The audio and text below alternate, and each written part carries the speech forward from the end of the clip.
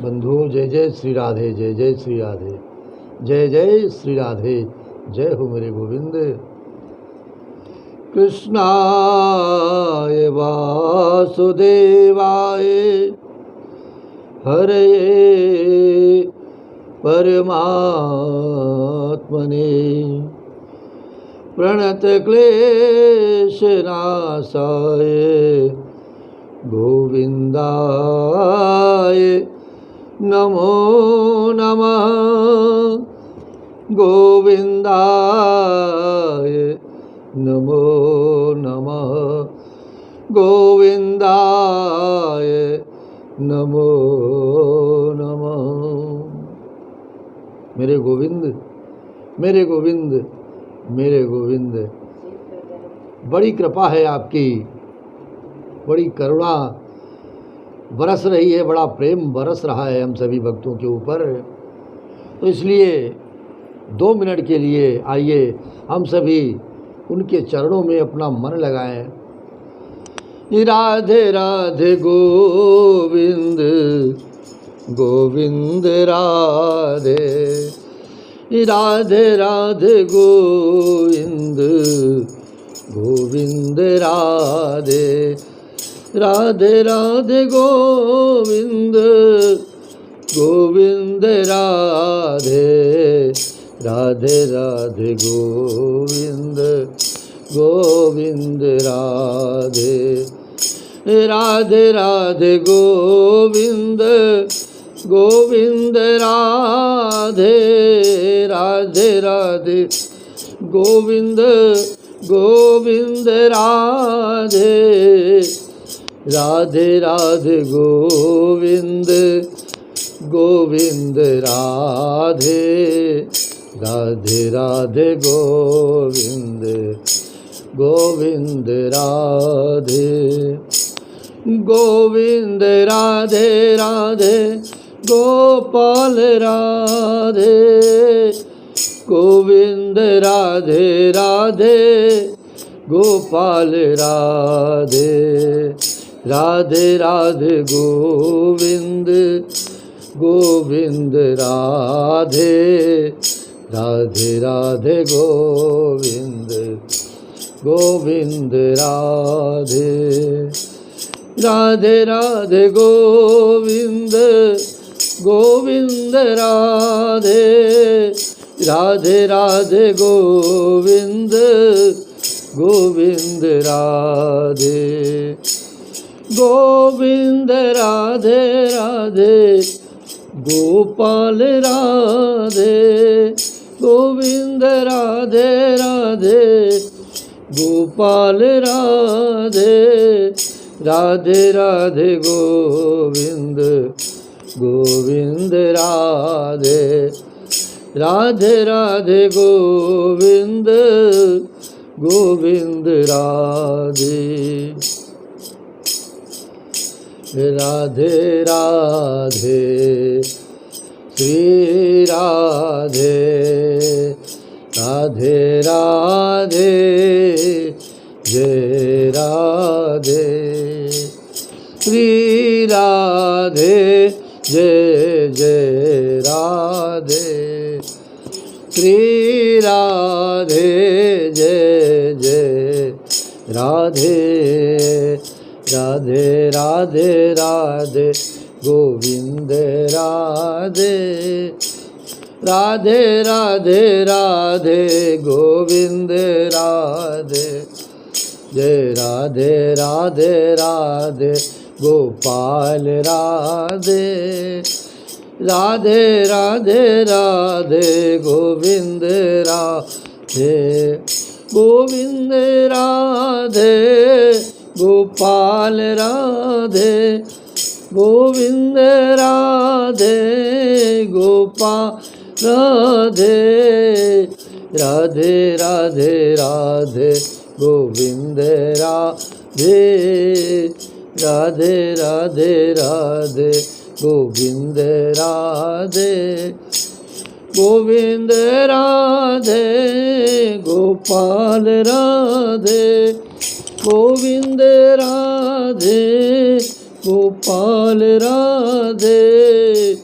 राधे राधे राधे गोविंद राधे, राधे राधे राधे गोपाल राधे, जय राधे राधे राधे गोविंद राधे, जय राधे राधे राधे गोपाल राधे। जय जय श्री राधे, जय जय श्री राधे, जय जय श्री राधे श्याम। वसुदेव सुतं देवं कंसचाणूरमर्दनं देवकी परमानन्दं कृष्णं वन्दे जगद्गुरुं। गुरुर्ब्रह्मा गुरुर्विष्णु गुरुर्देव महेश्वराय, गुरुर्साक्षात् परब्रह्म तस्मै श्री गुरुवे नमः। अखण्डमण्डलाकारं व्याप्तं येन चराचरं तत्पदं दर्शितं येन तस्मै श्री गुरुवे नमः। ध्यानमूलं गुरुर्मूर्ति, पूजामूलं गुरुर्पदं, मंत्रमूलं गुरुर्वाक्यं, मोक्षमूलं गुरुर्कृपा। सच्चिदानन्दरूपाय विश्वोत्पत्त्यादि हेतवे, प्रणतक्लेशनाशाय गोविन्दाय नमो नमः। श्री राधे श्री राधे श्री राधे श्री राधे। आइए श्रीमद् भागवत के रसपान के लिए, उनका आनंद प्राप्त करने के लिए मेरे गोविंद जी के चरणों में इस मन को लगाने के लिए, अपराधों को क्षमा करना। मेरे गोविंद, मेरे मन में बहुत कुछ चल रहा है, इसलिए आज की कथा का, श्रीमद् भागवत आनंद उत्सव में आज का रसपान करने के लिए आइए आगे बढ़ते हैं। पितरयुर्परते तेन जननी ताड़िता स्रवरसं, प्रवीतं तिष्ठति ब्रूहि हनिष्ये लताया न चेत। आगे सूत जी कहते हैं, सौनक जी, पिता के वन चले जाने पर एक दिन धुंधकारी ने अपनी माता को बहुत ही कष्ट दिया है। आज के प्रारंभ में ही माँ शब्द और माता के कष्टों का जो वर्णन हम करने वाले हैं, वो मेरे मन से, मेरे मुखार बिंदु से माँ के कष्टों को बोलने में असमर्थ हो रहा है। क्यों इस जगत में, इस संसार में, इस धरा में सर्वप्रथम तो मेरी माँ, मेरी पृथ्वी माता है, जिन्होंने अपने पूरे बल से इस संसार को धारण कर रखा है। माँ वही है जो पुत्र के हर अपराध को क्षमा करती रहे, और माँ सदा बालक पर अपना प्यार बरसाती रहे, प्रेम बरसाती रहती है। माँ कभी भी अपने बालक के लिए कभी भी बुरा नहीं सोचती, और उसे जितना हो सकता है जीवन का लाड़ प्यार सभी कुछ वो उस पे कुर्बान कर देती है। माँ माँ होती है, और कभी कभी इस जीवन में उस माता को पिता का भी प्यार अपने पुत्र को देना पड़ जाता है। जीवन में ऐसे ऐसे अवसर आ जाते हैं कि जन्म लेते ही या जन्म लेने के पश्चात कुछ समय के बाद उस पुत्र की सर से उस पिता का साया छूट जाता है। तब वो माँ कितना भारी भरकम वो भार अपने सर पर लेकर के ढोती रहती है और अपने पुत्र को कभी ये एहसास नहीं होने देती कि हे पुत्र, मैंने तेरा लालन पालन मैंने पिता के रूप में भी किया है। और सारा जीवन न्यौछावर कर देती है माँ अपने पुत्र के प्यार के लिए, अपने पुत्र के जीवन के लिए।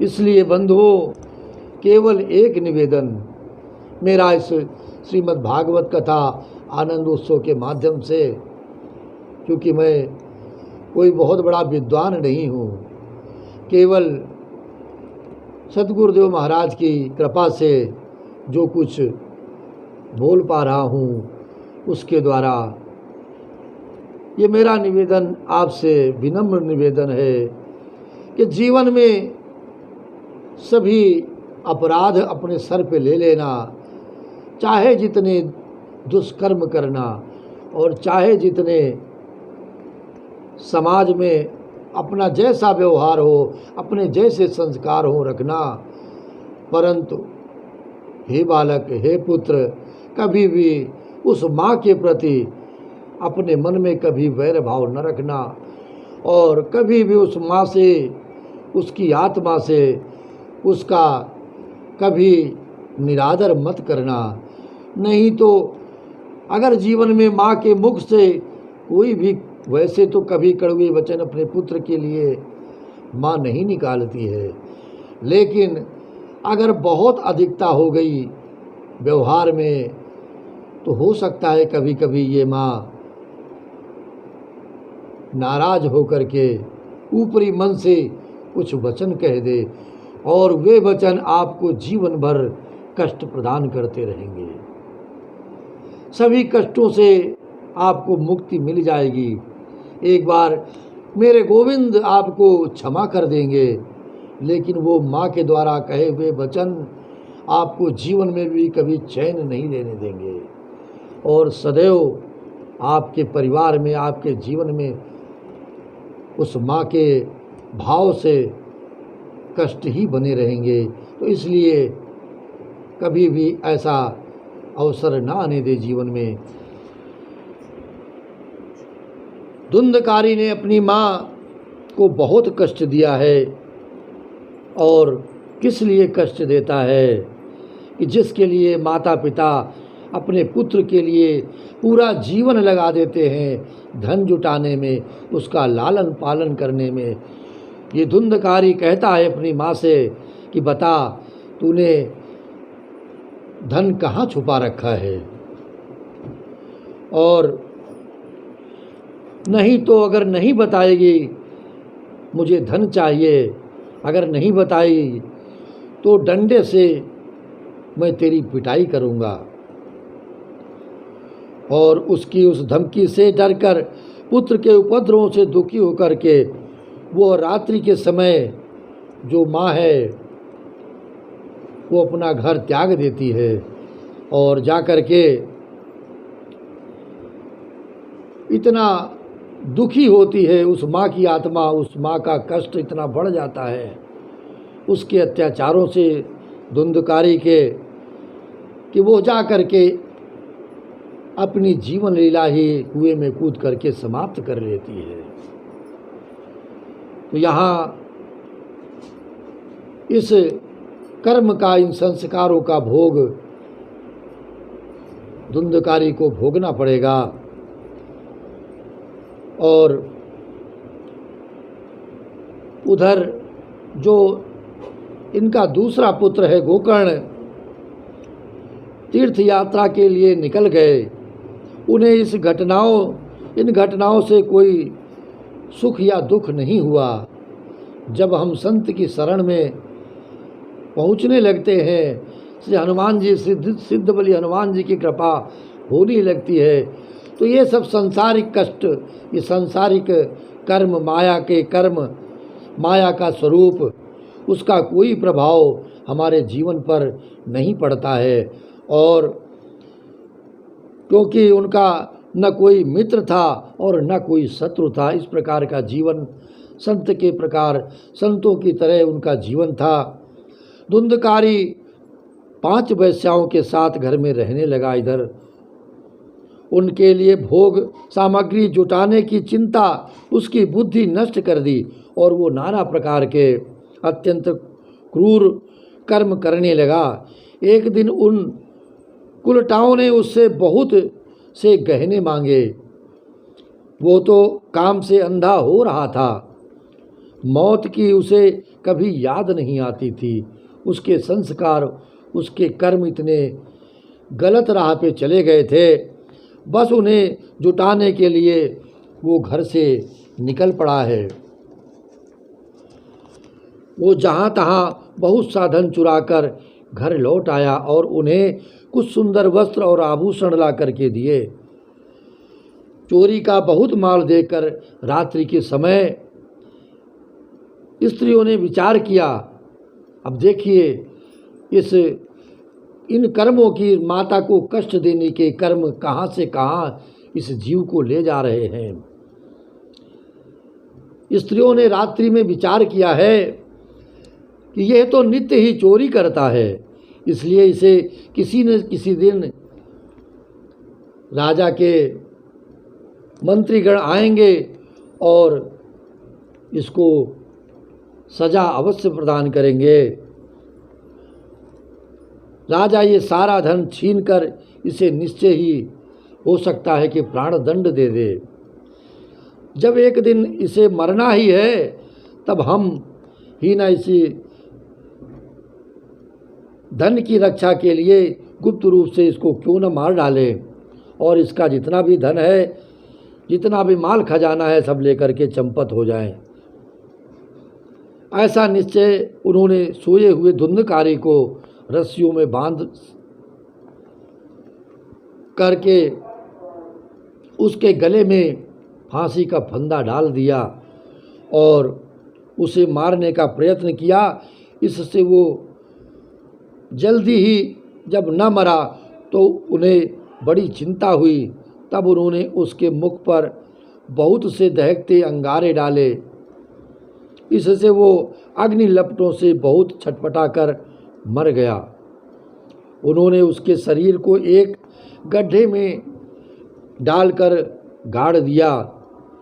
सच है, स्त्रियां प्रायः बड़ी दुस्साहसी होती हैं। उनके इस कृत्य का किसी को भी पता न चला। लोगों के पूछने पर कह देती कि हमारे प्रियतम पैसे के लोभ में अब की बार कहीं दूर चले गए, पैसा कमाने के लिए काफ़ी दूर निकल गए हैं, इसी वर्ष के अंदर लौट आएंगे। बुद्धिमान पुरुष को दुष्ट स्त्रियों का कभी विश्वास नहीं करना चाहिए। जो मूर्ख इनका विश्वास करता है उसे दुखी होना पड़ता है। इनकी वाणी तो अमृत के समान कमियों के हृदय में रस का संचार करती है, किंतु हृदय छुरे की धार के समान तीक्ष्ण होती है। भला इन स्त्रियों का कौन प्यारा है? और जो भी हो, हमारे कर्मों का हमारे जीवन पर प्रभाव इसी प्रकार से देखने को मिलता है। जो भी बंधु बांधव अपने माता पिता को किसी भी प्रकार से कष्ट देते हैं तो उनका जीवन हमेशा कष्टकारी ही रहेगा। वे कुलटाएँ धुंधकारी की सारी संपत्ति समेटकर वहाँ से चंपत हो गई। उनके ऐसे न जाने कितने पति थे और धुंधकारी अपने कुकर्मों के कारण भयंकर प्रेत हुआ, क्योंकि उसे मुक्ति नहीं मिली। अकाल मृत्यु प्राप्त होने पर इस जीव को, इस आत्मा को प्रेत की योनि में जाना पड़ता है। वो बवंडर के रूप में सर्वदा 10 दिशाओं में भटकता रहता तथा शीत घाम से संतप्त और भूख प्यास से व्याकुल होने के कारण हा दयो चिल्लाता रहता, परंतु उसे कहीं भी कोई आश्रय न मिला।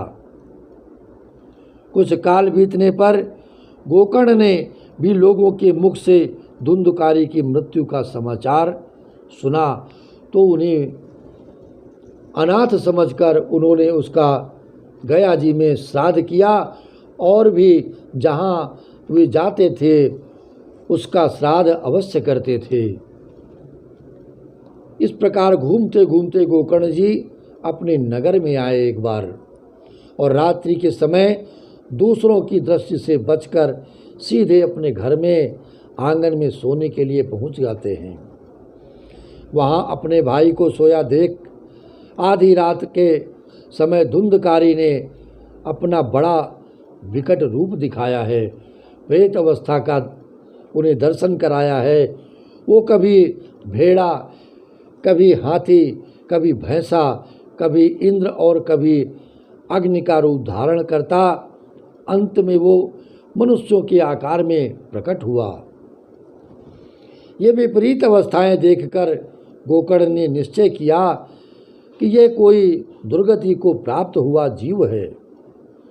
तब उन्होंने उससे धैर्यपूर्वक पूछा। गोकर्ण ने कहा, तू कौन है?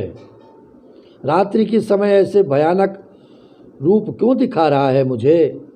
तेरी ये दशा कैसे हुई हमें बता तो सही।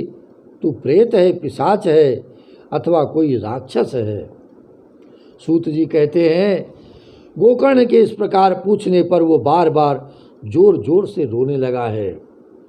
उसमें बोलने की शक्ति नहीं है, इसलिए उसने केवल संकेत मात्र किए हैं। केवल संकेत से अपनी दुर्दशा का कारण उन्हें बताया। तब गोकर्ण ने अंजलि में जल लेकर उसे अभिमंत्रित करके उस पर छिड़का है। इससे उसके पापों का कुछ शमन हुआ है। और वो इस प्रकार कहने लगा। प्रेत बोला, मैं तुम्हारा भाई हूँ, मेरा नाम है धुंधकारी। मैंने अपने ही दोष से अपना ब्राह्मणत्व नष्ट कर दिया है। इस जगत में जन्मते तो बहुत हैं, परंतु अनेकों कुलों में जन्म लेने के पश्चात यदि मेरे बंधुओं आपके सत्कर्मों से, आपके पूर्वजों के संस्कारों से, आपके माता पिता के आशीर्वाद से अगर आपका जन्म ब्राह्मण कुल में हुआ है तो ये मेरे गोविंद की बहुत बड़ी कृपा है। क्योंकि ब्राह्मण कुल में सदैव से सनातन धर्म की चर्चाएं, संस्कार चले आ रहे हैं पूर्वजों से। और जब आप किसी ब्राह्मण कुल में उत्पन्न होते हैं तो उन संस्कारों का प्रभाव, उन किए गए सत्कर्मों का प्रभाव आपके रक्त में और आपके जो परिवार में संस्कार चले आ रहे हैं उनका प्रभाव आपके जीवन पर पड़ता है। वैसे तो सभी कुलों में जन्म लेने के बाद कोई भी उसके सत्कर्मों से, संस्कारों से अच्छे कर्मों, अच्छे सत्कर्मों में लीन हो सकता है। और हो सकता है उनके माता पिता ने बहुत अच्छे सत्कर्म किए हों, तो किसी भी कुल का बालक इस राह पे चल सकता है।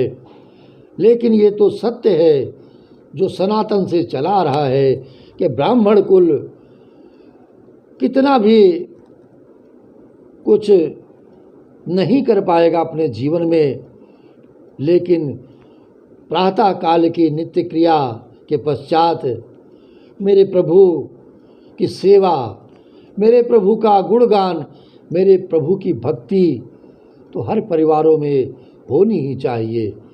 और सनातन धर्म से, सनातन से ये होता चला आ रहा है।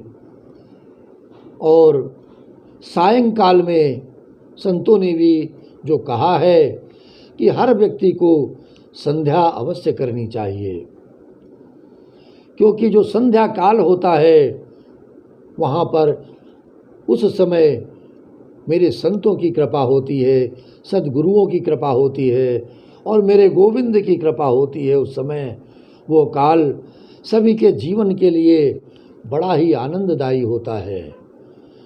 अगर आपने संध्या काल में प्रभु का गुणगान किया है और उन्हें धन्यवाद किया है कि हे मेरे गोविंद, मेरे जीवन में, मेरे परिवार के जीवन में इसी प्रकार का सदैव आनंद बरसता रहे और ये आनंद आपकी भक्ति, आपके गुणगान से ही हमें प्राप्त हो रहा है। तो हे बंधुओं, संध्या काल में हमें सभी को, चाहे हम ब्राह्मण कुल में जन्मते हैं या किसी भी कुल में जन्मे हैं, संध्या सभी को करनी चाहिए, क्योंकि प्रभु ने हमें इस धरती पर जब भेजा था तो हमने उनसे एक बात कही थी कि मुझे इस बार इस कष्ट से मुक्ति दे दो प्रभु, हम आपका भजन करेंगे, हम आपका संकीर्तन करेंगे, जीवन आपके चरणों में समर्पित करेंगे। इसलिए ब्राह्मण कुल का तो विशेष महत्व हमारे सनातन से चला आ रहा है, परंतु एक तरफ तो ये अच्छे संस्कार, अच्छे विचार और अच्छी फल की प्राप्ति है, और दूसरी ओर हे बंधुओं, हमने जन्म तो ब्राह्मण कुल में लिया है, परंतु सनातन धर्म की ओर हमने नज़र भी नहीं की। मेरे गोविंद की तरफ हमने कभी मन में विचार भी नहीं किया, और सत्कर्मों से तो बहुत दूर रहा अपना जीवन, क्योंकि जब तक सत्कर्म जीवन में आपके नहीं आएंगे, कैसे आएंगे सत्कर्म? जब श्री हनुमान जी की कृपा होगी, सद्गुरुदेव आपके जीवन में आएंगे और संतों की कृपा जब आपको प्राप्त होगी, तभी आप सत्कर्म कर पाएंगे जीवन में। कोई भी मनुष्य, कोई भी प्राणी अपने मन से सत्कर्म नहीं कर पाएगा। मन में बहुत विचार आएंगे कि हमें जीवन में ये करना है, ये भी करना है, और ये यज्ञ करना है, ये पूजा पाठ करना है, परंतु आपके जीवन में कृपा सिद्ध बलि हनुमान जी महाराज की जब प्राप्त होगी, तभी आप ये सत्कर्म कर पाएंगे। तो विशेष आग्रह है मेरा ब्राह्मण कुल में जन्मे सभी बालकों से और सभी बांधुओं से कि प्रतिदिन प्रातःकाल और सायंकाल की जो क्रियाएं हैं, जो सत्कर्म है, जो भक्ति भाव है, उसे अपने घर में बना के रखें। तब देखिए आपका जीवन कितना आनंदित व्यतीत होता है। सारा भार मेरे प्रभु अपने ऊपर ले लेते हैं। सद्गुरु सदैव कृपा बनाए रखेंगे और मेरे गोविंद की कृपा आपके परिवार पर, आपके पास पड़ोस में, आपके बंधु बांधवों पर सदैव बनी रहेगी। जय जय श्री राधे, जय जय श्री राधे।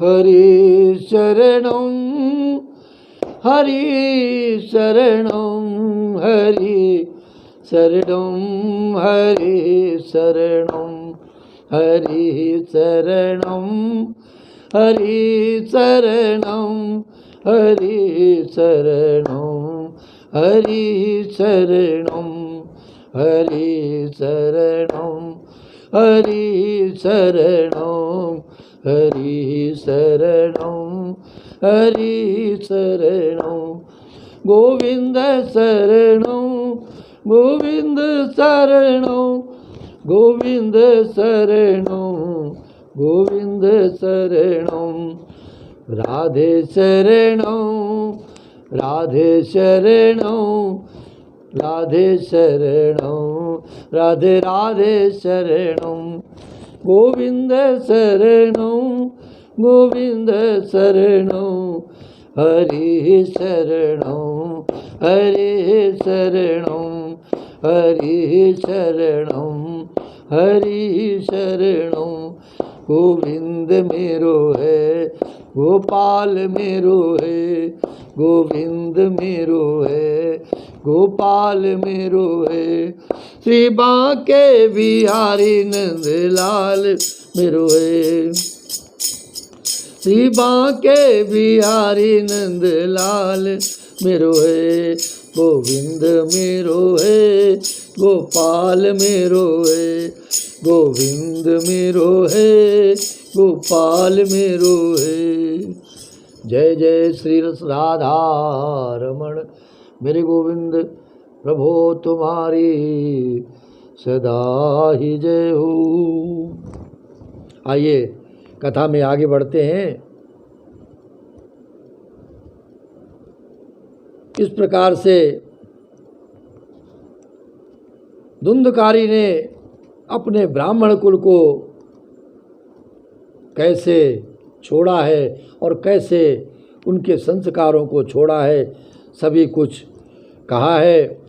और अंत में जो व्यवहार उसके जीवन में हुआ उसके लिए बोलते हुए कहते हैं कि मुझे उल्टा स्त्रियों ने तड़पा तड़पा करके मार डाला है।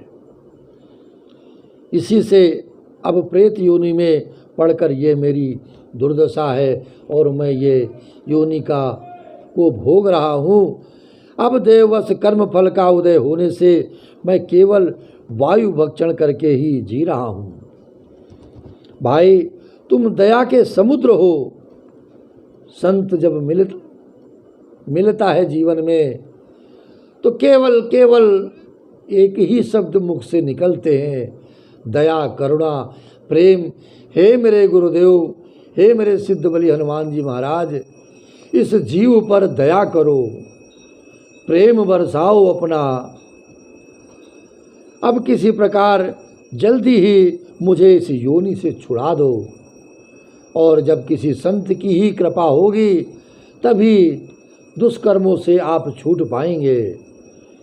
गोकर्ण ने धुंधकारी की सारी बातें सुनी और तब उससे बोले। गोकर्ण जी ने कहा, भाई मुझे इस बात का बड़ा आश्चर्य है, मैंने तुम्हारे लिए विधिपूर्वक गया जी में पिंडदान किया, फिर भी तुम प्रेत योनि से मुक्त कैसे नहीं हुए? यदि गया श्राद्ध से भी तुम्हारी मुक्ति नहीं हुई है तब इसका और कोई उपाय ही है। अच्छा तुम सब बात खोल कर कहो, मुझे अब क्या करना चाहिए? प्रेत ने कहा, मेरी मुक्ति सैकड़ों गया श्राद्ध करने से भी नहीं हो सकती। अब तो मुझे इसका कोई और उपाय सोचो। अब तो तुम इसका कोई और उपाय ही सोचो। प्रेत की यह बात सुनकर गोकर्ण को बड़ा आश्चर्य हुआ है। वे कहने लगे, यदि सैकड़ों गया श्राद्धों से भी तुम्हारी मुक्ति नहीं हो सकती तब तो तुम्हारी मुक्ति असंभव ही है। अच्छा अभी तो तुम निर्भय होकर अपने स्थान पर रहो, मैं विचार करके तुम्हारी मुक्ति के लिए कोई न कोई उपाय अवश्य करूँगा। गोकर्ण की आज्ञा पाकर धुंधकारी वहाँ से अपने स्थान पर चला आया। इधर गोकर्ण ने रात्रि भर विचार किया है। संत किसी का कष्ट देखते हैं तो उन्हें बहुत चिंता होने लगती है और उन कष्टों को मिटाने के लिए, दूर करने के लिए प्रयास करने लगते हैं। प्रातःकाल ही उनको आया देख तब भी उन्हें कोई उपाय नहीं सूझा। प्रातःकाल उनको आया देख लोग प्रेम से उनसे मिलने आए हैं। तब गोकर्ण ने रात में जो कुछ जिस प्रकार हुआ था उस घटना को उन्हें सुनाया। उनमें जो लोग बुद्धिमान थे और बुद्धिजीवी थे, योगनिष्ठ ज्ञानी थे, उन्होंने भी उन अनेकों शास्त्रों को उलट पलट कर देखा, तो भी उसकी मुक्ति का कोई उपाय उन्हें नहीं मिला। तब सबने यही निश्चय किया कि इस विषय में सूर्य नारायण जो करें वही करना चाहिए। अतः गोकर्ण ने अपने तपोबल से सूर्य की गति को रोक दिया है। उन्होंने स्तुति की है, इस स्तुति की, हे भगवान आप सारे संसार के साक्षी हैं, मैं आपको नमस्कार करता हूँ। आप मुझे कृपा करके धुंधकारी की मुक्ति का साधन बताइए। गोकर्ण की यह प्रार्थना सुनकर सूर्यदेव ने दूर से ही स्पष्ट शब्दों में कहा। देखिए बंधु, जब सूर्य नारायण की बात यहाँ पर आई है कथा में, तो एक निवेदन और आपसे मेरा इस जीवन में, कि सूर्य नारायण का और उनका प्रभाव, उनकी कृपा हमारे जीवन पर बहुत ही है, परंतु हम इसका आभास नहीं कर पाते हैं। संत कहते हैं कि हम सभी को प्रातःकाल उठ करके नित्य कर्म से निवृत्त होकर के स्नान आदि करके एक लोटा जल भर करके सूर्य नारायण को हमें अवश्य अर्पित करना चाहिए। तब देखिए कि आपके जीवन में उनका कितना प्रभाव होता है, उनकी कितनी कृपा होती है। क्योंकि संतों ने कहा है कि हम मेरे भगवान को, मेरे गोविंद को इन आँखों से देख तो नहीं सकते और न ही उनका दर्शन कर पाते हैं, परंतु नित्य प्रति प्रातः काल होते ही जिन देव का दर्शन करते हैं वो देव हैं साक्षात प्रकट से सूर्य नारायण देव।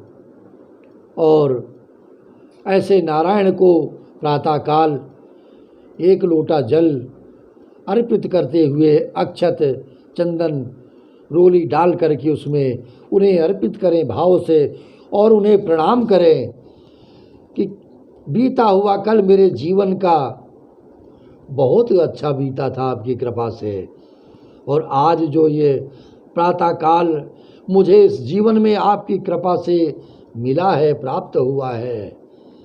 क्योंकि एक एक क्षण, एक एक पल इस जीवन का कोई ठिकाना नहीं है।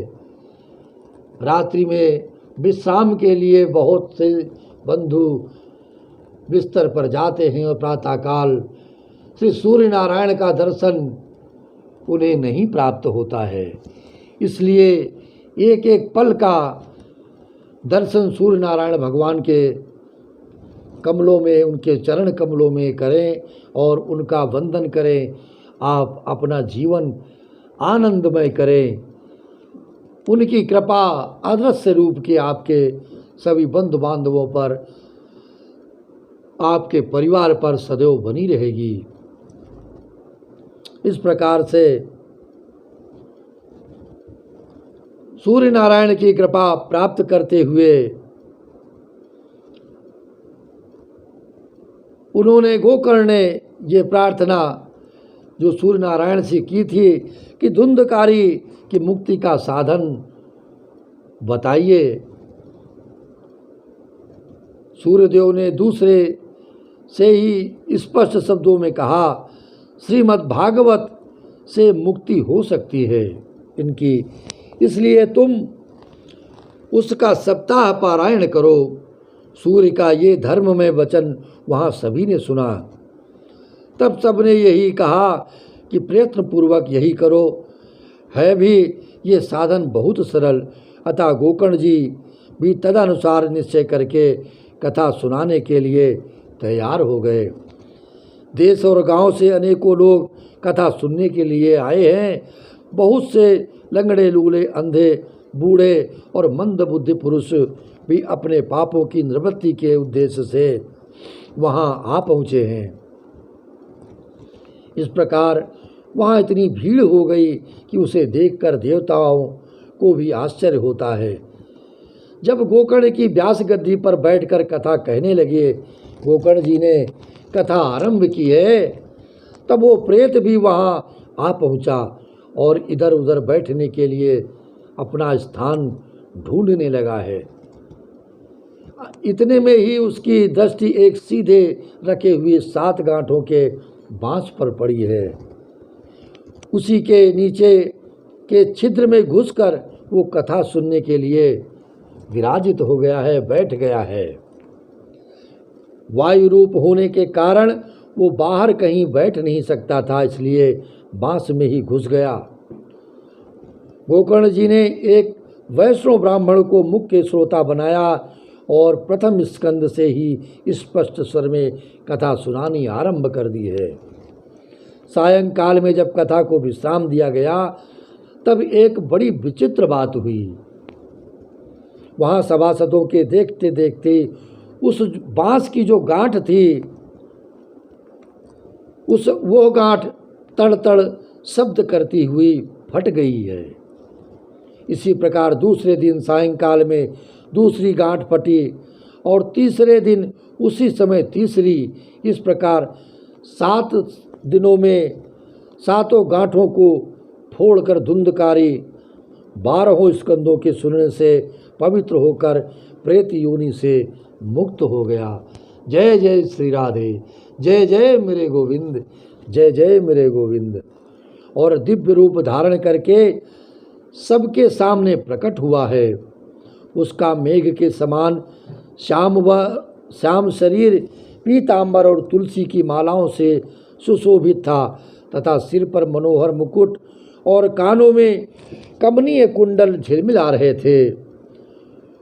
उसने तुरंत अपने भाई गोकर्ण को प्रणाम करके कहा, भाई, तुमने कृपा करके मुझे प्रेत योनि की यातनाओं से मुक्त कर दिया।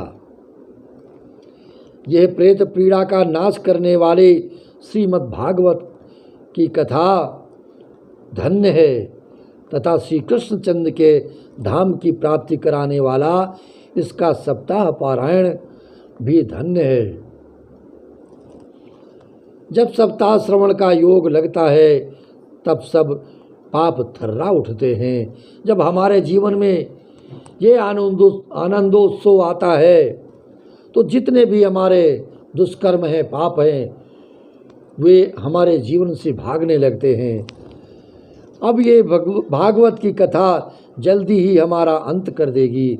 जिस प्रकार आग गीली सूखी छोटी बड़ी सब तरह की लकड़ियों को जला डालती है, उसी प्रकार ये सप्ताह श्रवण मन वचन और कर्म द्वारा किए हुए नए पुराने छोटे बड़े सभी प्रकार के पापों को भस्म कर देता है।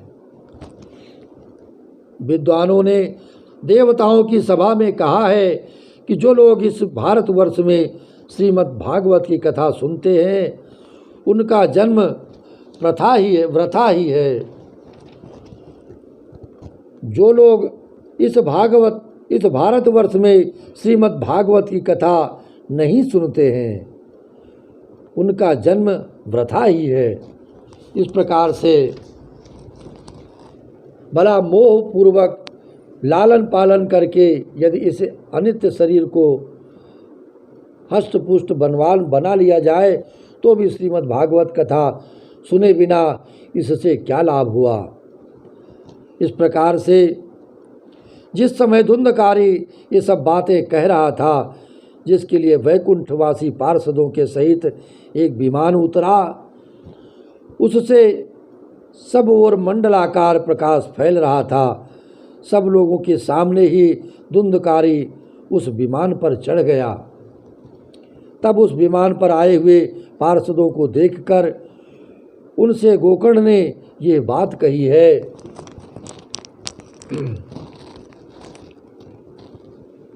गोकर्ण ने पूछा, भगवान के प्रिय पार्षदों, यहाँ हमारे अनेकों शुद्ध हृदय श्रोतागण हैं उन सब के लिए आप लोग एक साथ बहुत से विमान क्यों नहीं लाए? हम देखते हैं कि यहाँ सभी ने समान रूप से कथा सुनी है, फिर फल में इस प्रकार का भेद क्यों हुआ, ये हमें बतलाइए। श्रवण से विभेदेन फल भेदोस्य संस्थिता श्रवणं तु कृतं सर्वेण तथा मनं कृतं फलभेदस्ततो जातो भजनादपि मानदहो।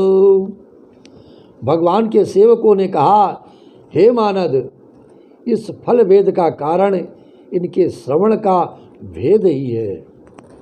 ये ठीक है कि श्रवण तो सबने समान रूप से श्रीमद् भागवत का रसपान किया है, किंतु इसके जैसा मनन नहीं किया है। इसी से एक साथ भजन करने पर भी उसके फल में भेद रहा। इस प्रेत ने 7 दिनों तक निराहार रहकर श्रवण किया था तथा सुने हुए विषय का स्थिर चित्त से ये खूब मनन निध्यानासन भी करता रहता था। जो ज्ञान दृढ़ नहीं होता वो व्यर्थ हो जाता है। इसी प्रकार ध्यान न देने से, श्रवण का संदेह से, मंत्र का और चित्त के इधर उधर भटकते रहने से जप का भी कोई फल नहीं प्राप्त होता है। वैष्णोहीन देश अपात्र को कराया हुआ श्राद्ध का भोजन, अश्रोत्रिय को दिया हुआ दान एवं आचारहीन कुल, इन सब का नाश हो जाता है।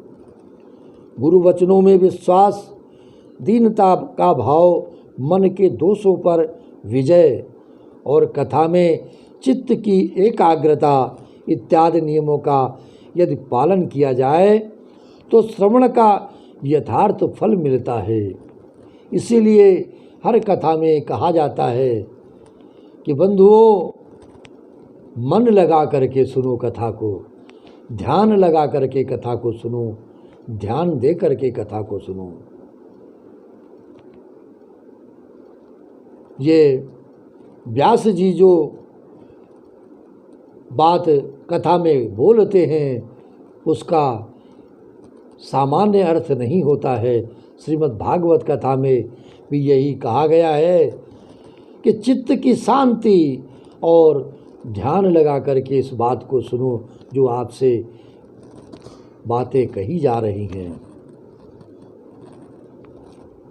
इस प्रकार से यदि ये श्रोता फिर से श्रीमद् भागवत की कथा सुने तो निश्चय ही सबको वैकुंठ की प्राप्ति होगी। और गोकर्ण जी, आपको तो भगवान स्वयं आकर गोलोक धाम में ले जाएंगे। यूँ कहकर वे सब पार्षद हरि कीर्तन करते वैकुंठ लोक को चले गए। श्रावण मास में गोकर्ण जी ने फिर उसी प्रकार सप्ताह क्रम से कथा कही और उन श्रोताओं से फिर सुना। नारद जी, इस कथा की समाप्ति पर जो हुआ वो सुनिए। वहाँ भक्तों से भरे हुए विमानों के साथ भगवान मेरे गोविंद प्रकट हुए हैं। सब ओर से खूब जय जयकार और नमस्कार की ध्वनियाँ होने लगी। भगवान स्वयं हर्षित होकर अपने पांचजन्य शंख की ध्वनि करने लगे और उन्होंने गोकर्ण को हृदय से लगाकर अपने ही समान बना लिया है। उन्होंने क्षण भर में ही अन्य सब श्रोताओं को भी मेघ के समान श्याम वर्ण रेशमी पीतांबरधारी तथा किरीट और कुंडलादि से विभूषित कर दिया। उस गांव में कुत्ते और चंडाल पर्यंत जितने भी जीव थे वे सभी गोकर्ण जी की कृपा से विमानों पर चढ़ लिए तथा जहाँ योगजन आते हैं उस भगवत धाम में वे भेज दिए गए। इस प्रकार मेरे गोविंद भक्त वत्सल भगवान श्री कृष्ण कथा श्रवण से प्रसन्न होकर गोकर्ण जी को साथ ले अपने ग्वाल बालों के प्रिय गोलोक धाम में चले गए। पूर्व काल में जैसे अयोध्यावासी भगवान श्री राम के साथ साकेत धाम सिधारे थे, उसी प्रकार से भगवान श्री कृष्ण उन सबको योगी दुर्लभ गोलोक धाम को ले गए, जिस लोक में सूर्य चंद्रमा और सिद्धों की भी कभी गति नहीं हो सकती, उसमें वे श्रीमद् भागवत कथा का रसपान करते हुए, आनंद उत्सव मनाते हुए, श्रवण करते हुए चले गए। नारद जी सप्ताह यज्ञ के द्वारा कथा श्रवण करने से जैसा उज्जवल फल संचित होता है, उसके विषय में हम आपसे क्या कहें। जिन्होंने अपने कर्णपुट से गोकर्ण जी की कथा के एक अक्षर का भी पान किया था, वे फिर माता के गर्भ में नहीं आए। जिस गति को लोग वायु, जल या पत्ते खाकर शरीर सुखाने से, बहुत काल तक घोर तपस्या करने से और योगाभ्यास से भी नहीं पा सकते, उसे वे सप्ताह श्रवण से सहज में ही प्राप्त कर लेते हैं। इस परम पवित्र इतिहास का पाठ चित्रकूट पर विराजमान मुनीश्वर सांडिल्य भी ब्रह्मानंद में मगन होकर करते रहते हैं। यह कथा बड़ी ही पवित्र है। एक बार के श्रवण से ही समस्त पाप राशि को भस्म कर देती है। यदि इसका श्राद्ध के समय पाठ किया जाए तो इससे पितृगण को बड़ी तृप्ति होती है और नित्य पाठ करने से मोक्ष की प्राप्ति होती है। हे मेरे बंधुओं, मेरे गोविंद के नाम श्रवण को और इस श्रीमद् भागवत कथा के आनंददायक रस का पान करने से हमें क्या प्राप्त हुआ होगा, क्या नहीं प्राप्त होगा, हमें इसकी चिंता नहीं करनी है। जीवन में केवल मेरे सद्गुरु से, मेरे सिद्ध बलि हनुमान जी महाराज से, राधे रानी से केवल यही प्रार्थना करनी है कि हे मेरे गोविंद, इन संसारियों को जो भी कष्ट हो रहा है और जो भी इनके मन में शंकाएं, संदेह चल रहा है, बस उसे आप नष्ट कर दीजिए। अपनी दया, अपनी कृपा इन सभी जीवों पर बरसाइए और इनकी रक्षा कीजिए, क्योंकि मन से सभी गोविंद के ही सहारे हैं। हे मेरे गोविंद, बस आपका ही सहारा है।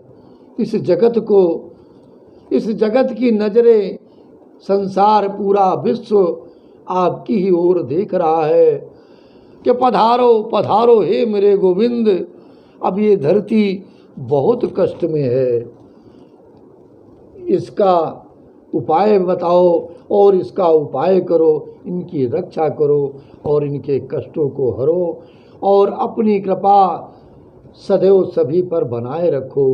बस केवल इस जीवन की, इस दास की, इस सेवक की यही प्रार्थना है मेरे गुरुदेव के चरणों में कि मेरे सभी बंधु बांधवों के परिवारों पर, उन पर आपकी कृपा बनी रहे। इसी प्रकार से सभी की रक्षा करते रहें। इस प्रकार से यह पंचमों अध्याय की कथा आपने बड़े प्रेम आनंद से सुनी है, श्रवण की है। आइए 2 मिनट संकीर्तन के पश्चात फिर गोविंद के चरणों में अपने मन को लगाए रखें। श्रीमन्नारायण नारायण नारायण, श्रीमन् नारायण नारायण नारायण। ओ भज मन नारायण नारायण नारायण, भज मन नारायण नारायण नारायण। श्रीमन नारायण नारायण नारायण, भज मन नारायण नारायण नारायण।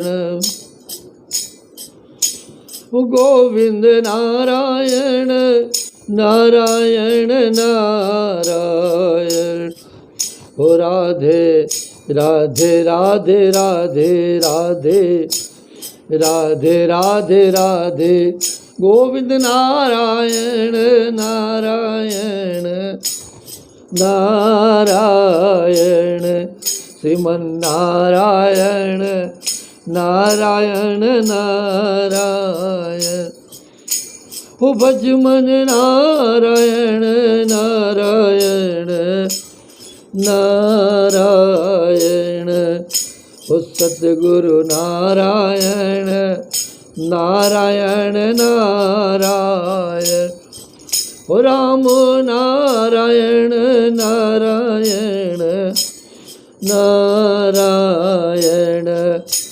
ओ हनुमत नारायण नारायण नारायण। ओ गोविंद नारायण नारायण नारायण। गोविंद नारायण नारायण नारायण। श्रीमन नारायण नारायण नारायण। जय जय राधा रमण हरि बोल। जय जय राधा रमण हरि बोल।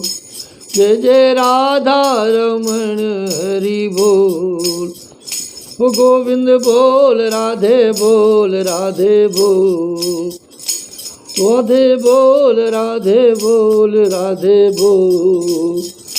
ओ गोविंद बोल गोविंद बोल गोविंद बोल। जय जय राधा रमण हरि बोल। जय जय राधा रमण हरि बोल। जय जय राधा रमण हरि बोल। जय जय राधा रमण हरि बोल। हरि बोल हरि बोल हरि बोल। हरि बोल हरि बोल हरि बोल। जय जय राधा रमण हरि बोल। जय जय राधा रमण हरि बोल। जय जय राधा रमण हरि बोल। जय जय राधा रमण हरि बोल। जय जय श्री राधे। जय जय श्री राधे। जय जय श्री राधे श्याम।